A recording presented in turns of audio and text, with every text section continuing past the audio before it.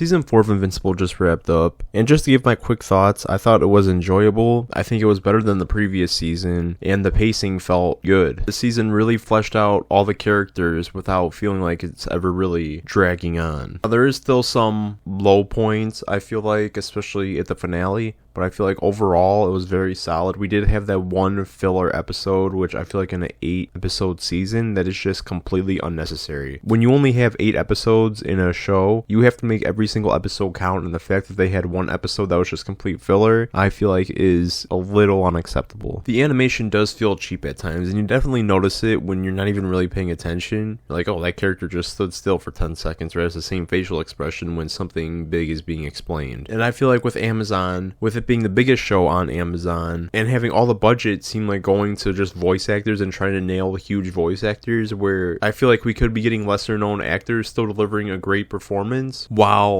being more visually appealing. And all the actors for the main role that weren't recasted did a great job. Rick does not sound like Rick at all. Like, I don't know who the hell that is. And Thrag was amazing. I feel like his voice really fit his character. He didn't sound like the comics, but I don't think many characters do. And I really like the tone that they went for him. And you really do feel his presence when he is on screen. Overall, if you've been keeping up with Invincible, obviously I'd watch season 4. If you haven't watched Invincible, I'd probably watch the whole series. I think it's a good series. This season, I think I give this season a 7.5 out of 10, which is a really good score. And now it's time for spoilers and a more in-depth review. I really enjoyed how this season opened up, showing the damages from the previous season, from the Invincible War and Conquest, because those happened back to back. What I enjoyed about this season is that I know what happens, right? I didn't read the comics, but I know summaries of it. I keep up with it. Like, whatever happens in the show, I look at the comic counterparts and I skip ahead a little bit to see what I could be expecting from the show. And last season, I just felt like the whole season I was just waiting for the Invincible War. When's the Invincible War going to happen? When's Conquest going to show up? Like, all this other stuff I don't really care about. Where this season, I was hooked from like the first episode when they show the whole rebuilding process, actually grieving the losses that they suffered, and seeing the world just try to move on. And every character of the season is just going through it. You have Debbie going through it, trying to accept Nolan, trying to have a relationship, and taking care of Oliver and Invincible still. You have Mark trying to live with his actions of what he's done, and really debating with himself if he is a positive impact on the world, which comes full circle at the end when it's only him and Thrag. Nolan's not there to back him up. He has no backup. It is just him and Thrag, and he has to accept Thrag's terms, and he has to put his ego behind him. He has to really think for the first time about the future and the damage that will be done if he doesn't say the right thing here. Also, I always kind of just assumed in the comics it was Cecil that gave all the Viltrumites identities, but he doesn't even know that they're here. But how do they even enter into Earth's atmosphere without him detecting their speed or anything entering into the Earth's atmosphere when he was able to do that every other time? How do they get their identities? How do they get clothes? How do they get jobs? How do they get housing? How do they get food? Are they just stealing it? Are they killing people and taking up their identities? I don't know. When Thrag said that they're not entering into Earth's affairs, I think that would mean not killing people and taking over their lives. Hopefully this is a question that's answered next season, or it might just go completely ignored. Then Thrag himself was very intimidating. Although I feel like when he was at war with the coalition of planets, when they attacked, he should have been down there attacking. There's really no reason why he was just sitting up in his ship, especially when he's the strongest one. He could easily level the entire planet if he really wanted to. Instead, he was just taking a strategic angle, even though there was no point in that because he's stronger than everybody combined at this point. I really enjoyed his fight with Nolan and Mark, just showing that he's on a whole nother level, that they could barely even touch him. I truly wonder how he even got so strong in the first place. Is it genetic modification? Was he just born different? Because his skull doesn't even move. His body isn't even moving. It's not like he's tolerating more pain. His body's just immune. And I love that scene after Mark says he killed Conquest, how everyone's just looking at him like, holy shit, he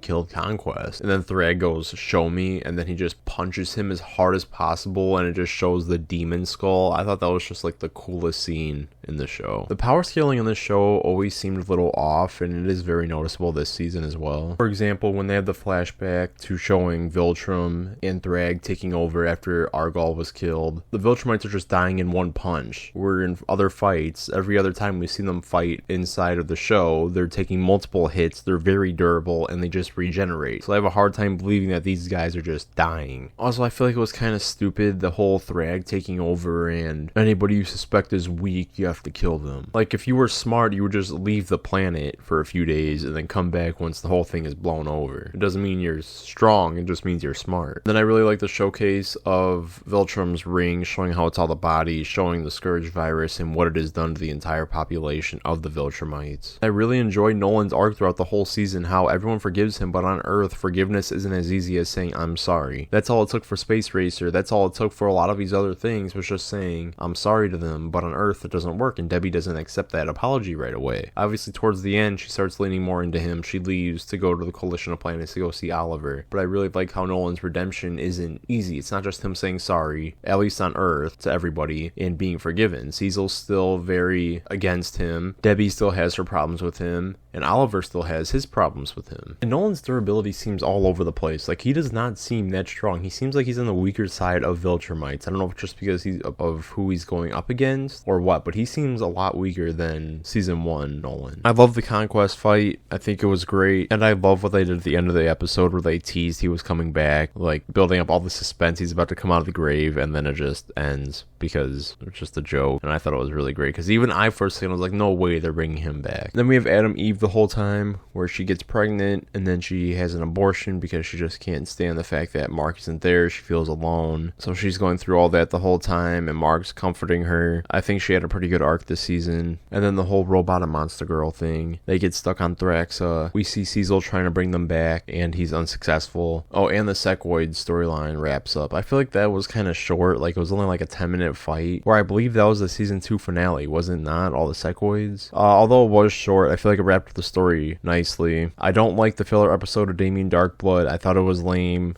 I did not like it at all, and I really don't want to see any of those characters again, to be honest, except maybe the Pharaoh. Overall, it was a strong season. It still did have its weak points. It still wasn't perfect by any means, but I feel like they adapted the story really well, and I was entertained throughout the whole thing. I like how we have the Viltrumite War, the Invincible War, like war, and it implies like it stretches throughout a long time. I mean, in universe, the Viltrumite War was a long time. It was like 10 months, but I like how we hear war and it's just 2 days or 2 episodes. Also, a quick mention about Oliver. Man, he is just useless this season. He does absolutely nothing but get in people's way and is more of a liability than contribution, and he is just very annoying the entire season. Also, Tech Jacket was okay. I didn't really mind her character. She was gender swapped. I do not like gender swaps. I don't like race swaps, period. Does it affect the character? It doesn't matter, because the character is created with a certain intent for a reason, and the reason doesn't have to be integral to the character. I could do a whole 20-minute video on why I don't like that stuff, but I'll just leave it as that. She was fine. Oliver was very annoying, and that's that. Did you like season 4? Let me know what you guys thought about it, and I'll see you guys in the next one.